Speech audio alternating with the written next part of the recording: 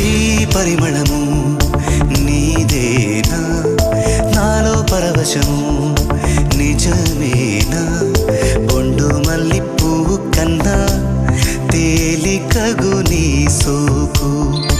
రెండు కళ్ళు మూసుకున్నా లాగు మరి నీ వైపు సొగసును చూ